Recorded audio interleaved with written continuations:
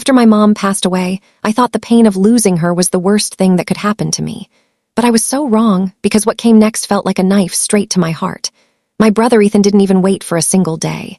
He walked into Mom's $40 million mansion like he owned the world. He looked at me with this cold smile and said, "Jessica, you get nothing. This house is mine now." Those words burned in my mind like fire. I stood there, numb, my heart racing, my hands shaking, wondering how my own blood could betray me like this. But life has its own way of turning things around. Just 12 hours later, when I was drowning in anger and confusion, my phone rang. It was Mom's lawyer. I could hear the smile in his voice when he said, "Jessica, guess who really owns the mansion?" At that moment, I didn't understand what he meant. But when he read the will out loud, Ethan froze like a statue, because what was written in that will changed everything. It was something none of us ever expected. I remember standing there, holding my phone so tight my fingers hurt. My heart was beating fast, like it was about to jump out of my chest. Ethan, who had been acting like a king just hours ago, suddenly looked like someone had pulled the ground from under his feet. The lawyer told me to come to his office the next morning. He said there was something in the will I needed to hear in person. That night I couldn't sleep. I kept thinking about Mom. She was smart. Too smart to let Ethan walk all over me like this. She knew how he was, greedy, arrogant, always hungry for more money and power. Mom once told me, "Jessica, money doesn't change people. It shows you who they really are." And now I was seeing exactly who Ethan was. The next morning, I drove to the lawyer's office. My hands were sweating on the steering wheel. The whole way there, I kept thinking, what if Ethan was right? What if Mom really left me nothing? But deep down, there was this tiny spark of hope in me. Mom loved me. I was the one who stayed with her when she was sick. I was the one who held her hand at the hospital. Ethan never even visited. He was too busy flying around the world, partying, living like a prince. When I reached the lawyer's office, Ethan was already there. He didn't even look at me. He just kept tapping his fingers on the table, his jaw tight. The lawyer, Mr. Anderson, smiled when I walked in. He was this calm, older man with glasses who had known my mom for years. He opened a folder, looked at both of us, and said, "Well, this is going to be interesting." Ethan leaned back in his chair, smirking like he already owned the world. Mr. Anderson started reading the will. At first, it sounded normal, Mom leaving some charity money, giving small gifts to a few friends. And then he said something that made Ethan sit up straight. "Regarding the mansion," Mr. Anderson read slowly, "it will not go to Ethan Parker unless certain conditions are met." Ethan's face turned red. "What conditions?" he snapped. Mr. Anderson ignored him and kept reading. "The mansion will remain in Jessica Parker's name until the following requirements are completed by Ethan." I swear the room went silent. You could hear a pin drop. Ethan looked like someone had punched him in the stomach. I tried not to smile, but inside I was screaming with relief. The will had a secret clause, a clause Ethan didn't know existed, and it changed everything. But before I tell you what that clause was, hey guys, if you're watching this video right now, don't forget to like this story if it's keeping you hooked. Subscribe for the next parts because trust me, it gets crazier, and tell me in the comments which city you're watching from. I really want to see how far my story travels. Now, back to that moment. Mr. Anderson read the clause slowly, word by word, like he was enjoying every second of it. Ethan was gripping the armrest of his chair so hard I thought it might break. The clause said Ethan wouldn't get the mansion right away. Mom had set up a list of rules for him, rules he had to follow for the next 6 months. If he broke even one of them, the mansion would legally and permanently belong to me, Jessica Parker. I watched Ethan's face change color. First red, then pale, then red again. "What kind of stupid rules?" he shouted. Mr. Anderson looked at him calmly. "Your mother wanted you to prove you can be responsible, Ethan. She didn't trust you with this place." I almost laughed. Mom knew him so well. Ethan stood up, packing the room like a caged tiger. "This is ridiculous. I've lived in that house my whole life. It's mine."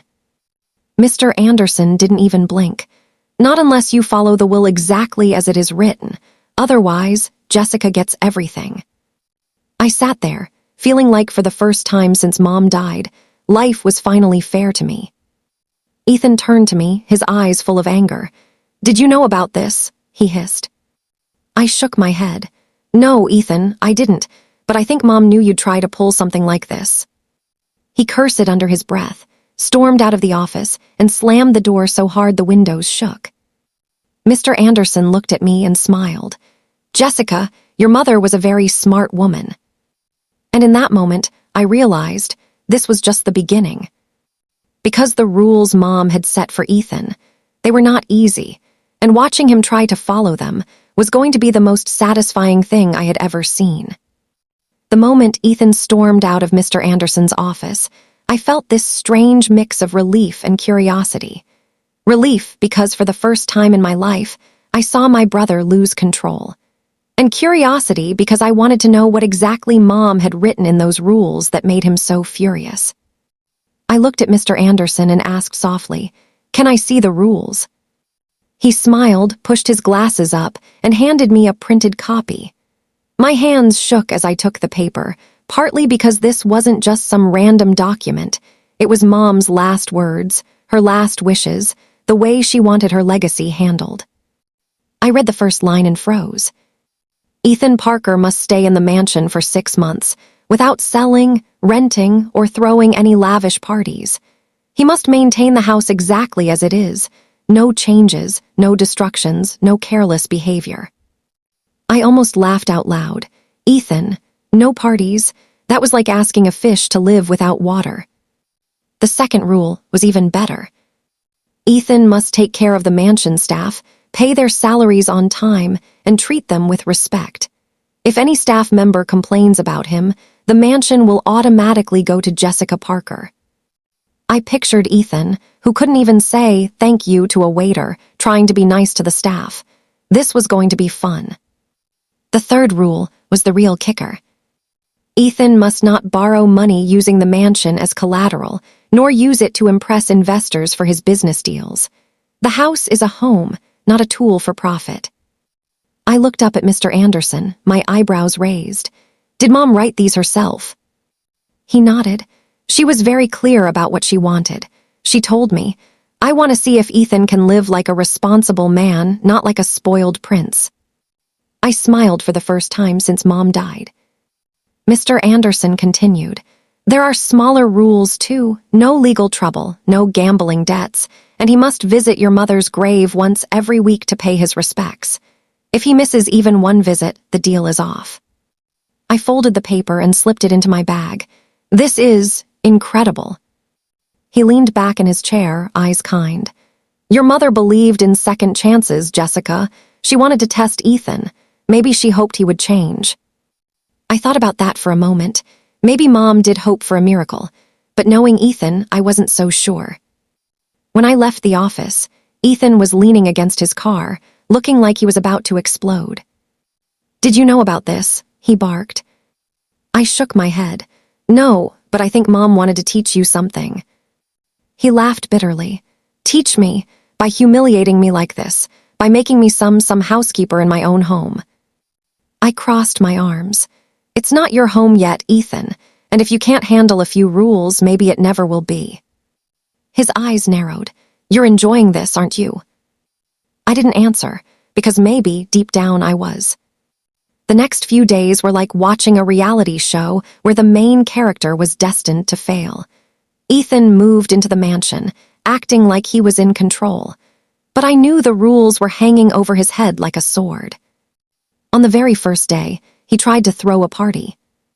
I was visiting Mom's grave when one of the staff members called me. "Miss Jessica," she said nervously, "Mr. Ethan is planning a party tonight, with hundreds of guests." I smiled coldly. "Did you tell him about the will?" "Yes, but he said rules are made to be broken." Typical Ethan. I drove to the mansion that evening. Loud music was shaking the windows. Cars lined the driveway. People in glittering clothes danced in the yard like it was Vegas. I walked inside, pushed through the crowd, and found Ethan laughing with a drink in his hand. "Really?" I shouted over the music.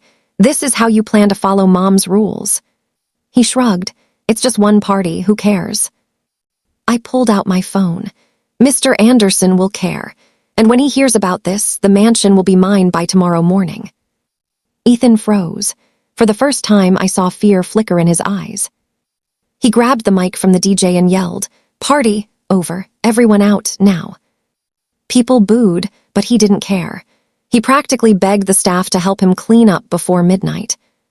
Watching him panic was satisfying.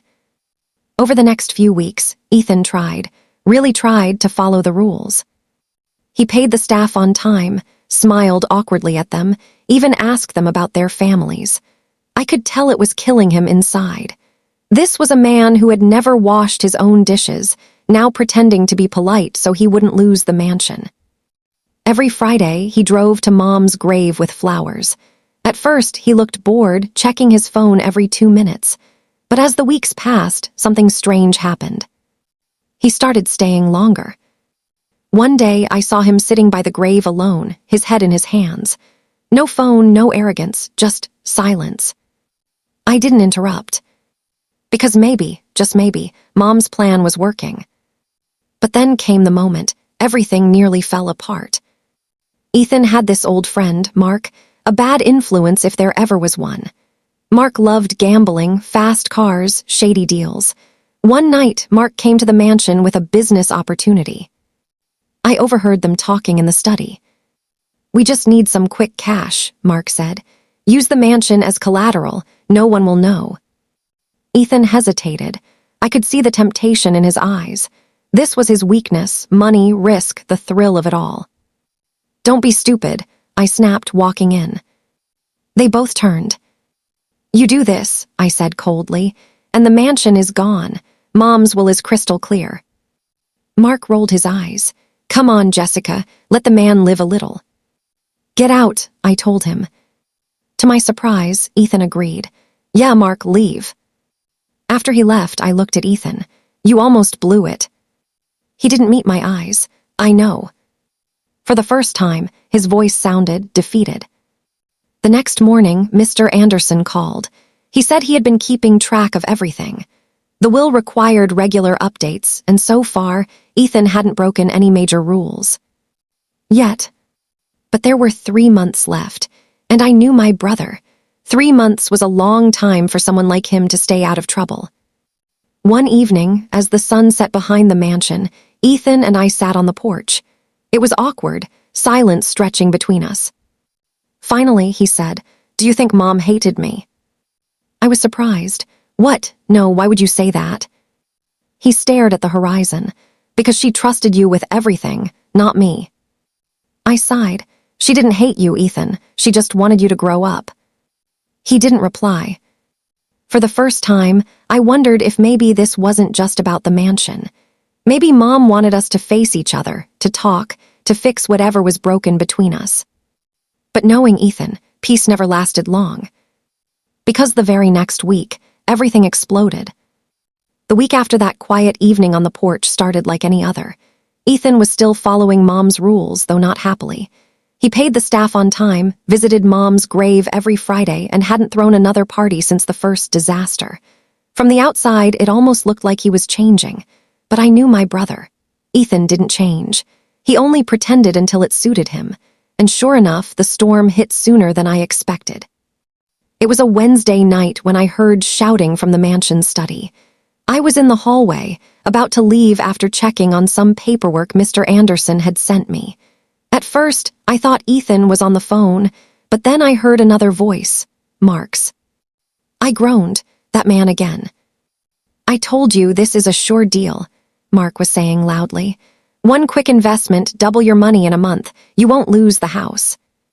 "I can't risk it," Ethan snapped. "You know the rules. If I screw this up, Jessica gets everything." I froze by the door.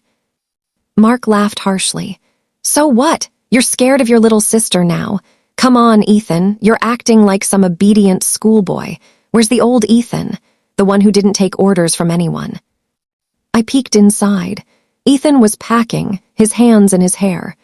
Mark sat casually on the couch, a glass of whiskey in his hand like he owned the place. "This is my house," Ethan muttered. "Then act like it," Mark pushed. Use it. Make it work for you. Your mom isn't here to boss you around anymore. I stepped in before Ethan could answer. But her will is, I said sharply. Mark rolled his eyes. Oh look, the princess is here. Ethan shot him a look. Not now, Mark. I crossed my arms. If you even think about using this house for your shady deals, Ethan, the lawyer will take it from you so fast your head will spin. Mark smirked. Scared little sister running to the lawyer every 5 minutes, huh? Get out, I snapped. He raised his hands in mock surrender but didn't move. I'm just trying to help your brother here, but sure, throw me out. Maybe when he's broke you'll thank me. Out, Ethan said suddenly, his voice cold. Mark blinked. You can't be serious. Get out, Ethan repeated, louder this time. Mark cursed under his breath, grabbed his jacket, and left, slamming the door behind him. I looked at Ethan. He looked tired, not angry this time, just tired. You can't keep letting him in here, I told him softly. He's trouble. Ethan sank into a chair. He's my friend. He's using you, I said. Mom knew people like him. That's why she wrote those rules. He didn't argue. For the first time, I wondered if he was starting to realize she might have been right about everything. But peace didn't last long. It never did with Ethan. The next few weeks were tense. He stayed out of trouble on the surface, but I could feel something brewing. He was restless, snapping at the staff, drinking more than usual, locking himself in the study for hours. One night, Maria, the head housekeeper, came to me looking worried. Miss Jessica, she said quietly, I think Mr. Ethan is planning something. I saw strange men here yesterday. They didn't look safe. My stomach dropped. What men? She shook her head. I don't know, they came late, left quickly, but Mr. Ethan looked nervous. I confronted him the next morning. He was at the breakfast table, scrolling through his phone. Who were the men here last night? I demanded. He didn't look up. Business associates. I crossed my arms. The kind Mom warned you about. He slammed his phone down. It's my house, Jessica. I can invite whoever I want. Not if it breaks the rules, I shot back. One mistake, Ethan, one, and it's mine. He glared at me, his jaw tight. For a moment, I thought he might actually hit something or someone. But he didn't. He just stood up and walked out without a word. 2 days later, everything fell apart. I was in the library when I heard Maria screaming from the hallway. I ran out and saw 2 police officers at the front door. Is Ethan Parker here? One of them asked. My heart sank. Why, what happened? Before they could answer, Ethan came downstairs looking half asleep, wearing yesterday's clothes. Yeah, I'm Ethan, he said casually. The officer held up a paper. We have a warrant. We need to ask you some questions about an illegal gambling ring operating out of this property. My blood ran cold. What? Ethan shouted. That's insane. I don't run any gambling ring. But I knew. Oh God, I knew. Mark. I grabbed Ethan's arm. Tell me you didn't let him use this house. He looked at me, eyes wide, and didn't answer. That was enough. The officers didn't arrest him right then, but they searched the house. Found nothing, thankfully, but the damage was done. Word got out. Neighbors talked. The story hit local news. Millionaire's son questioned in illegal gambling investigation. Mr. Anderson called me that night. Jessica, he said grimly, if this is true, the will is clear. Ethan loses everything. I closed my eyes. He says it wasn't him, that it was his friend. Doesn't matter, the lawyer said. Your mother's rules were about responsibility, about judgment. He let this happen under his roof. I looked at Ethan sitting on the couch, head in his hands, the TV flashing his name on the news. He looked broken. Can't you give him another chance? I asked quietly. Mr. Anderson sighed. I'll review the will again, but Jessica, your mother, was very specific. I hung up, my heart heavy. That night, I sat across from Ethan in the living room. Neither of us spoke for a long time. Finally, I said, why did you let Mark drag you into this? He didn't look at me. I thought I could handle it. You thought you were smarter than Mom's rules. He laughed bitterly. I thought I was smarter than everyone. Turns out I'm just an idiot. For the first time, he looked small. Like the big, arrogant brother I grew up with had cracked open, and inside was just a scared man who didn't know what he was doing anymore. I was trying to prove I could manage the house, he said quietly. Prove I deserved it. By almost losing it, I snapped. He didn't reply. The next morning, Mr. Anderson arrived at the mansion. Ethan and I sat in the study like schoolkids waiting for a verdict. He placed the will on the table. Technically, he began, the police didn't find anything. No charges were filed, so the house isn't automatically Jessica. Ethan let out a shaky breath. But, Mr. Anderson continued, this is your last warning. One more stunt like this and I won't have a choice. The house will go to Jessica permanently. Ethan nodded silently. After the lawyer left, I turned to my brother. You got lucky. He looked at me, eyes tired. I don't feel lucky. For the first time, I believed him. Because the Ethan sitting in front of me wasn't the same man who had grabbed the mansion after Mom died. He looked older somehow, defeated, maybe even sorry. But sorry wouldn't be enough. Because Mom had left one final twist in her will, something even Ethan didn't know about. And it was about to change everything.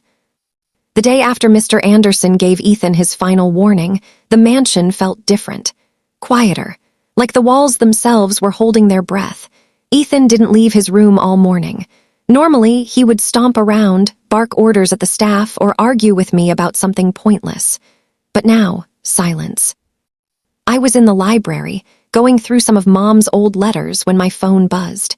It was Mr. Anderson. Jessica, he said, his voice calm but with that edge that meant something big was coming. I found something in your mother's files, something I think you should see. It wasn't part of the main will, it was sealed separately. My heart skipped. What is it? He paused. A letter, addressed to both you and Ethan. She asked for it to be read only if things got complicated. I laughed softly. Things are way past complicated. Can you both come to my office tomorrow? He asked. I glanced toward the stairs where Ethan's door was closed. I'll make sure we're there. That night I knocked on Ethan's door. No answer. I pushed it open slowly. He was sitting on the bed, staring at nothing, like a man carrying the weight of the whole world. Mr. Anderson found a letter from Mom, I said quietly. She wants us to hear it. He didn't move for a long time. Finally, he said, fine. The next morning, we drove in silence to the lawyer's office. The air between us felt heavy, like neither of us knew what to expect. Mr. Anderson greeted us, pulled out a sealed envelope, and placed it on the table. It had Mom's handwriting on it, neat, graceful, the kind I used to see on birthday cards and grocery lists. Seeing it made my throat tighten. She wrote this 2 weeks before she passed, Mr. Anderson said softly.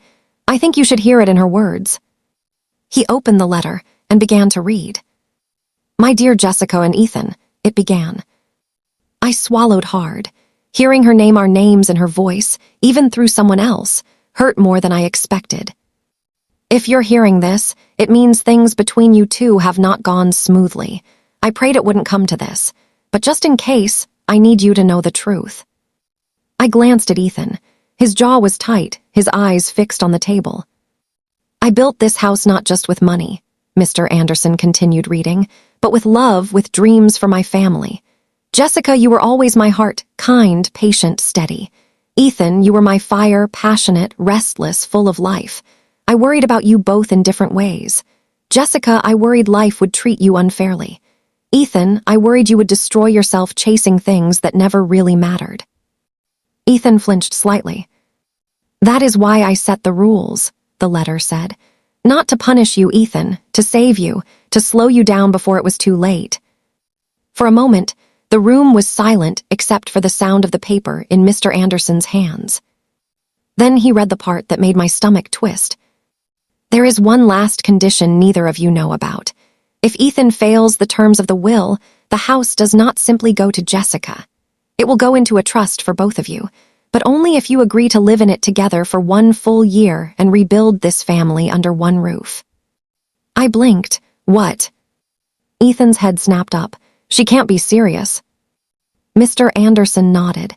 "She was very serious. She told me she wanted her children to find each other again. The house was just the bait." Ethan let out a short, humorless laugh. "So all this time, she was playing matchmaker for a broken family." I didn't answer. My mind was spinning, lived together for a whole year, with Ethan. The letter wasn't done. "If you refuse," Mr. Anderson read, "the mansion will be sold. The money will go to charity. Neither of you will get a dime." Silence crashed over the room like thunder. Ethan stood up suddenly, packing like a caged animal. "So either we play happy family for a year or lose everything." That was her big plan. I didn't know what to say. Mr. Anderson folded the letter carefully. "Those were her wishes. I'm just here to make sure they're followed." Ethan turned to me, eyes blazing. "You knew about this?" I shook my head. "No, I'm as shocked as you are." He laughed bitterly. "Of course she'd do this. She always wanted us to get along, didn't she? Even if she had to control us from the grave."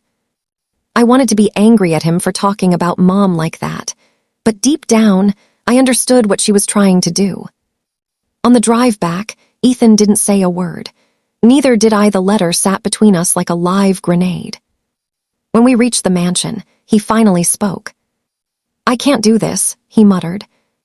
"You don't have a choice," I said quietly. "Neither of us does." He slammed the car door and walked inside without another word. That night, I couldn't sleep. Mom's words kept echoing in my head. Rebuild this family under one roof. Did she really think living together would fix years of resentment, anger, and silence? The next morning, Ethan called a meeting with the staff. I watched from the staircase as he told them about the new condition. Some of them looked relieved, others looked nervous. Maria pulled me aside afterward. "Maybe this is good," she said softly. "Maybe he will finally learn what family means." I wanted to believe that. I really did. But things got worse before they got better. The first week of living together was chaos. Ethan was moody, snapping at small things. We argued about groceries, bills, even what to watch on TV. It felt like we were kids again, fighting over toys, except now the toy was a $40 million mansion. One night he came home drunk. Not the fun kind of drunk, the angry, mean kind. "This is my house," he slurred, dropping his keys on the floor. "She left it for me, not you." I crossed my arms. "She left it for both of us, Ethan, and right now you're proving exactly why she didn't trust you." He glared at me, eyes bloodshot.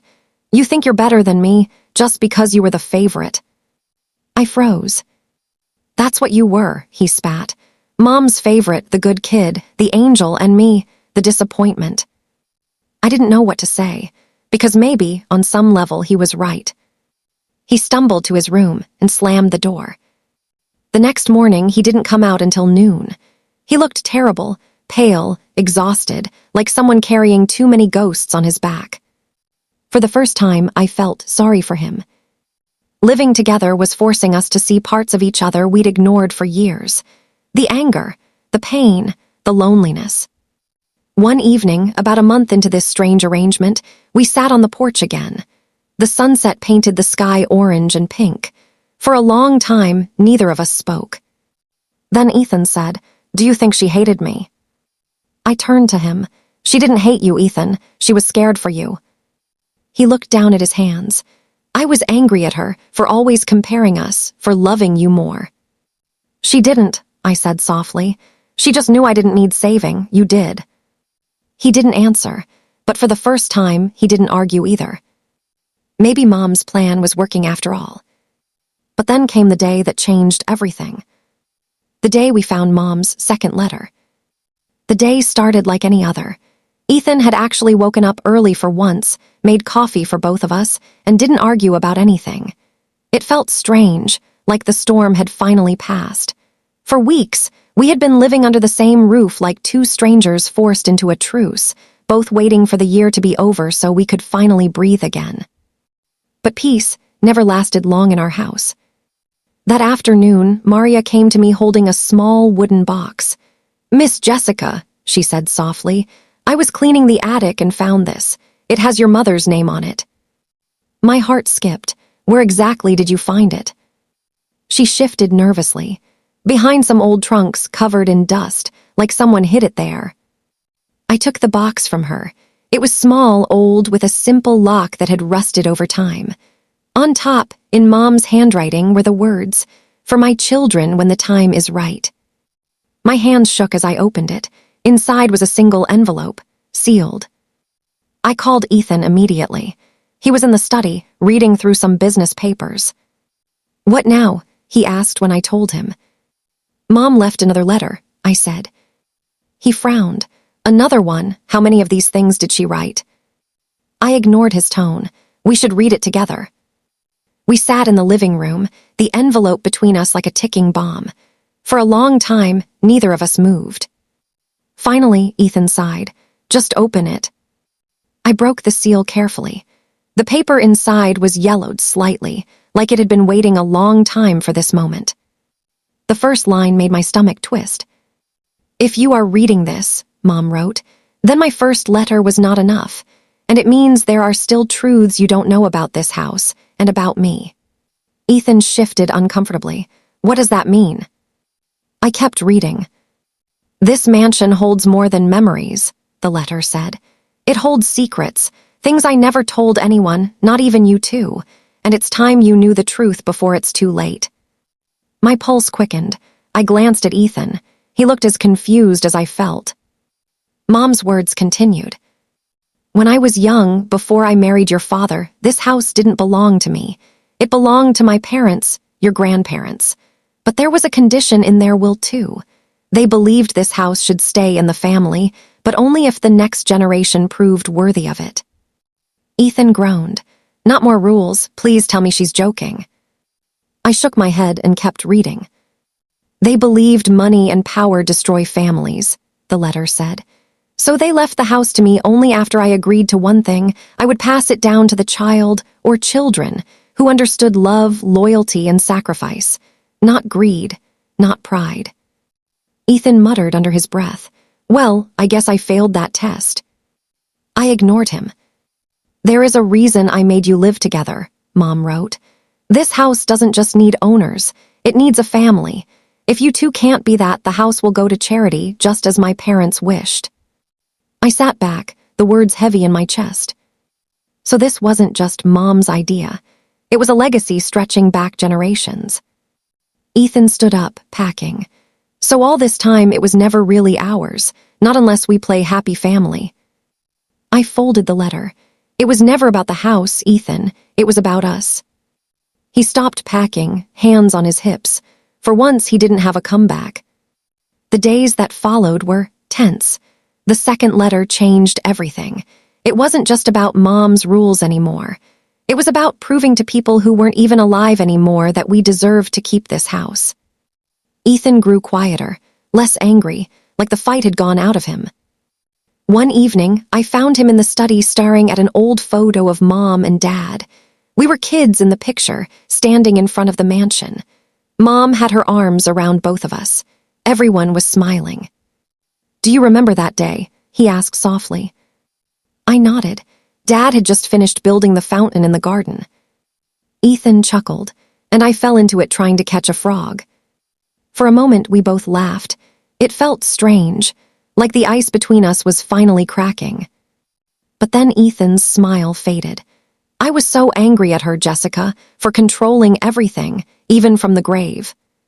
"She wasn't controlling," I said. "She was protecting, you just never saw it." He didn't argue. That night, over dinner, Ethan surprised me.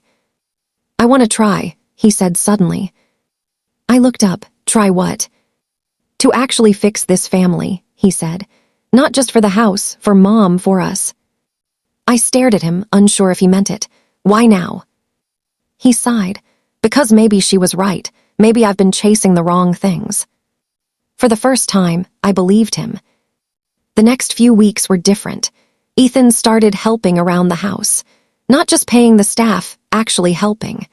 fixing things with the gardener, cooking once in a while with Maria, even organizing Mom's old photo albums with me. It was like living with a different person. One afternoon, while cleaning out the attic together, we found a box of Mom's old journals. We sat on the floor, dust covering our clothes, reading through her memories. "She wrote everything," Ethan said, flipping through the pages. "Even the day I crashed Dad's car." I laughed. "Yes, she called you my little hurricane." He smiled faintly. "Sounds about right." Reading her words made us both realize how much we had missed while she was alive. All the little things she had done for us, all the ways she had tried to keep this family together. One journal entry caught my eye. It was dated just months before she died. "I worry about Ethan," it read. "He has so much fire in him. I hope one day he learns that love is worth more than money. That family lasts longer than pride." Ethan read it too. He didn't say anything. He just closed the journal and sat there quietly for a long time. As the months passed, the mansion started to feel warmer. Less like a battlefield, more like a home. Ethan even started talking about fixing up the old guest house for charity events, something Mom had always wanted to do but never got the chance. For the first time since she died, it felt like her dream for this place might actually come true. But then, just when I thought things were finally settling, we got a call that changed everything. It was from the family attorney handling our grandparents' estate. He said there was one final document, one last twist, that even Mom hadn't known about. And it could change who actually owned the mansion. When the lawyer called, his tone was serious. Not cold, but heavy, like he was about to tell us something that had been buried for decades. "Jessica," he said, "there's another part of your grandparents' estate we recently uncovered. It's unusual. I think you and Ethan need to come in and see it for yourselves." I felt a chill, another secret, after everything Mom had already revealed. We drove to the law firm the next morning. Ethan didn't say much on the way there. He just stared out the window, jaw tight, like he was bracing for a punch. The lawyer, Mr. Green, greeted us in his office. He was an older man with sharp eyes that missed nothing. On his desk was a thick, yellowed envelope sealed with wax. "This," he said, placing it in front of us, "was in a safety deposit box belonging to your grandparents. It hasn't been opened in over 40 years. Ethan raised an eyebrow. 40 years, why now? Mr. Green adjusted his glasses. "Because it was only to be opened when both of your grandparents, your mother, and her spouse had passed away. That time has now come." My hands trembled slightly as he broke the seal. Inside was a stack of papers. At the top, in elegant handwriting, were the words, "The final wishes of Edward and Margaret Caldwell." I recognized the names instantly. My grandparents. Mr. Green began to read. "To our descendants," the letter began, "if you are reading this, then our children are gone and it falls upon you to carry on the Caldwell legacy. But we do not give this lightly. Wealth can build, but it can also destroy. This mansion and the fortune tied to it must remain in the hands of those who honor the family's values. Love, unity, sacrifice." I glanced at Ethan. He was listening intently now, brow furrowed. The letter continued. "To ensure this, we set forth one final condition. If at any time the family heirs fail to live as one household for a full year after inheriting the estate, the entire property, house, land, and assets will be transferred to the Caldwell Foundation to serve the community instead." Ethan cursed under his breath. So Mom knew this might happen. Mr. Green shook his head. "I don't think she knew about this exact clause. Her own will lined up with their wishes, but this was deeper, stricter." I felt my chest tighten. "So if we fail?" "The mansion goes to charity," Mr. Green finished.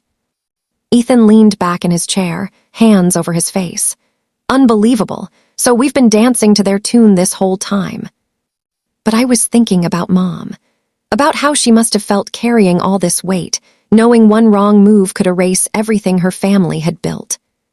We drove back in silence. The house loomed ahead as we pulled into the driveway, its white walls glowing in the afternoon sun. For the first time, it didn't look comforting. It looked fragile, like it was slipping through our fingers. Inside, Ethan poured himself a drink. "So what now?" he asked bitterly. "We play happy family for the rest of the year and hope no one messes it up." I set my bag down. "It's not just about playing family, Ethan. Maybe that's the point. Maybe they wanted us to actually be one." He didn't reply. The next few weeks were a blur of tension and forced politeness. Ethan tried, really tried, to be different. He helped organize a charity dinner Mom had planned before she died. He even started talking to the neighbors he once ignored. But I could see the cracks. Some nights he'd sit alone in the study, staring at old business files, like he was fighting the urge to go back to his old life.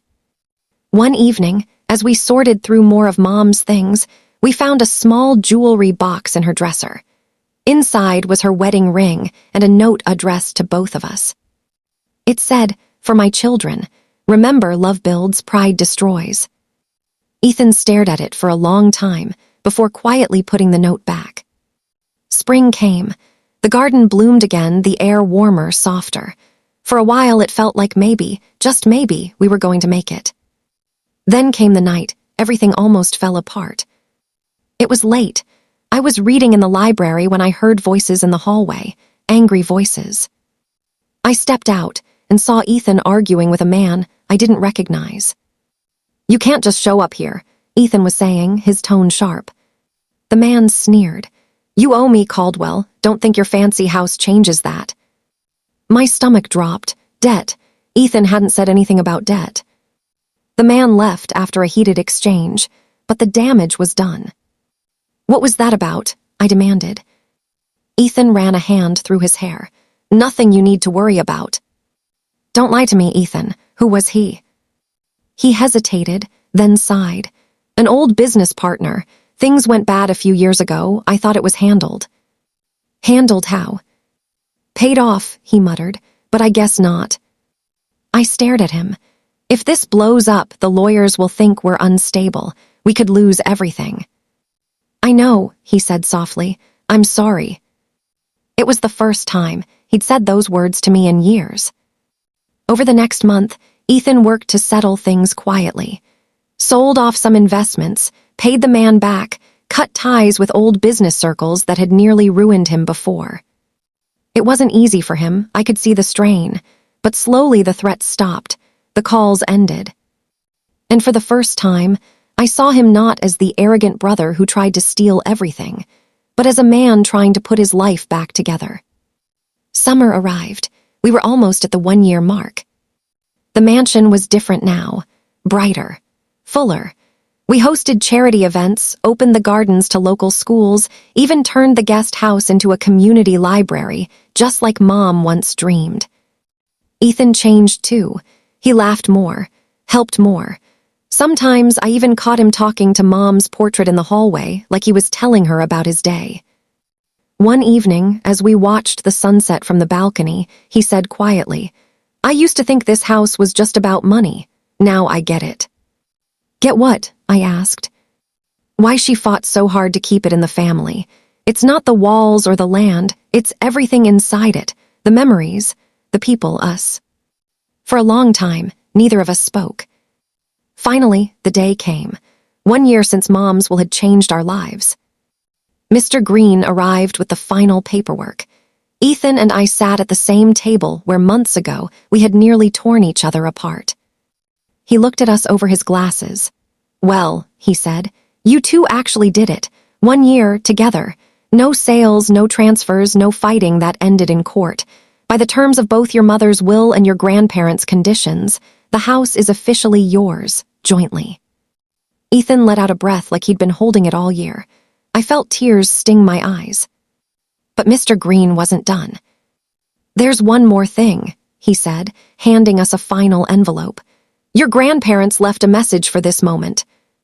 With shaking hands, I opened it. It read, "If you are reading this, then you have kept the family whole. That was always the true inheritance. The mansion, the wealth, these are yours now. But remember, they mean nothing without each other. Do not forget what it took to get here." Ethan smiled faintly. For once there was no arrogance in it, just peace. We had done it. But none of us expected what would happen next.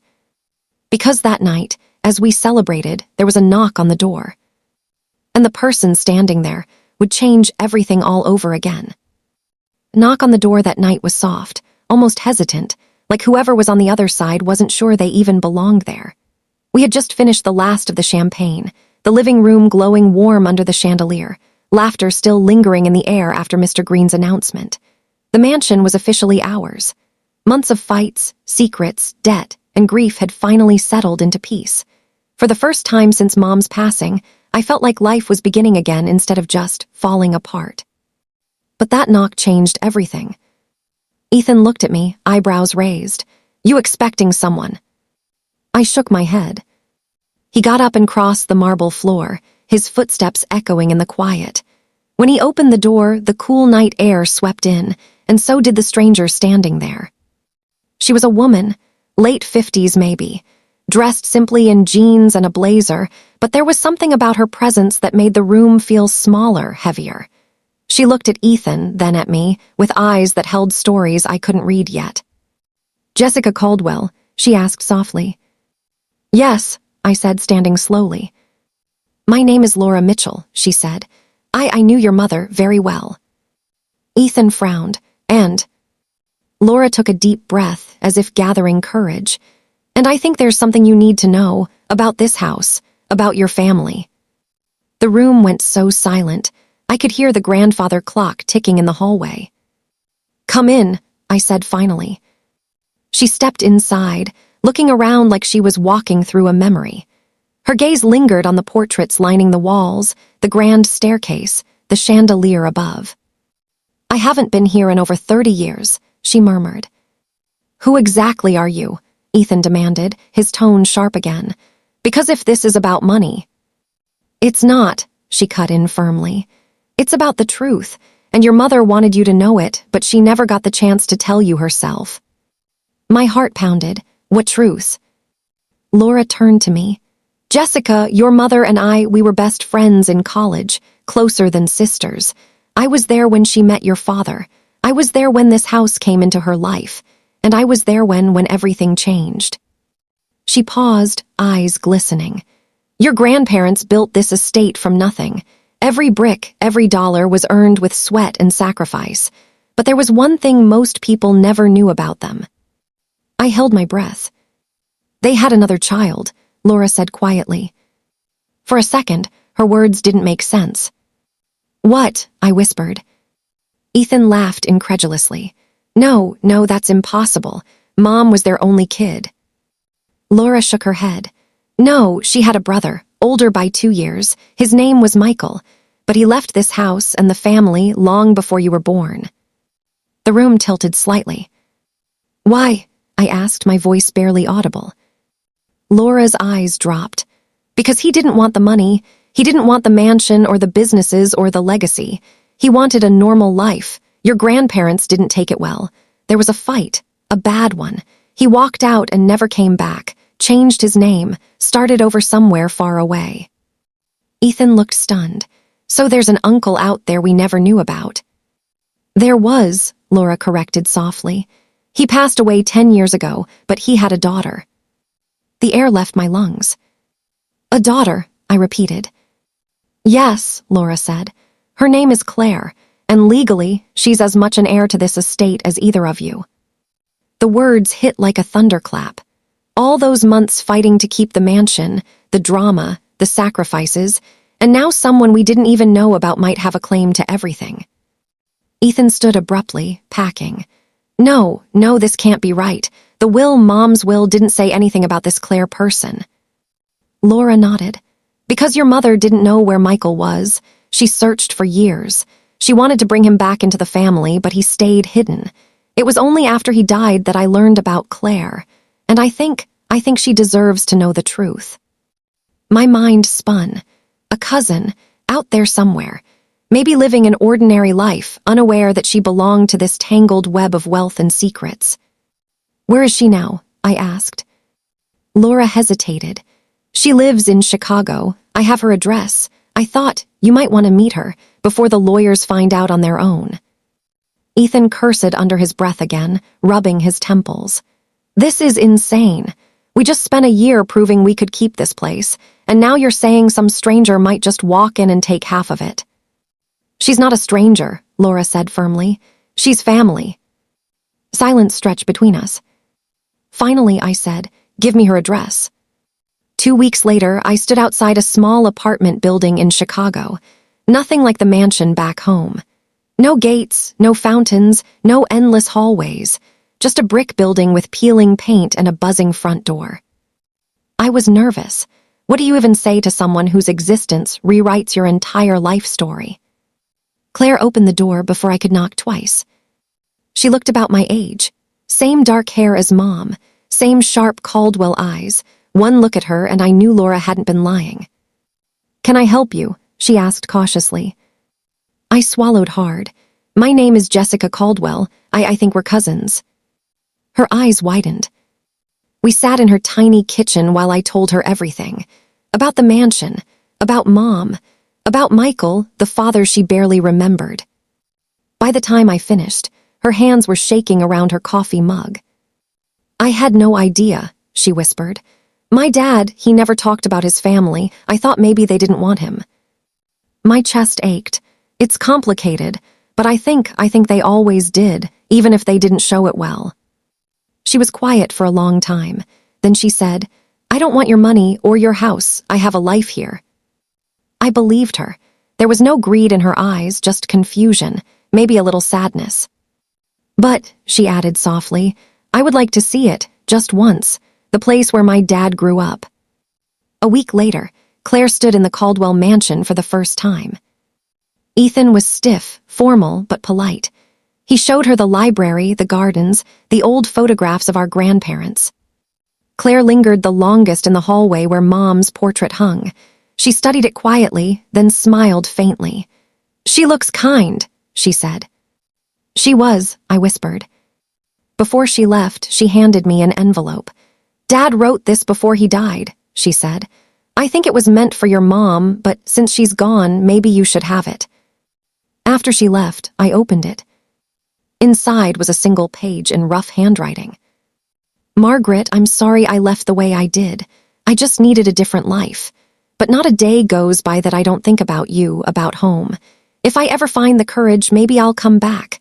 Until then, know that I love you, always. It wasn't a legal document.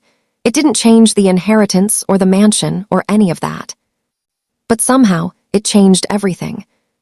Because for the first time, the Caldwell family wasn't just about money or houses, or who owned what. It was about people. Broken, messy, imperfect people who loved each other in their own flawed ways. Months passed.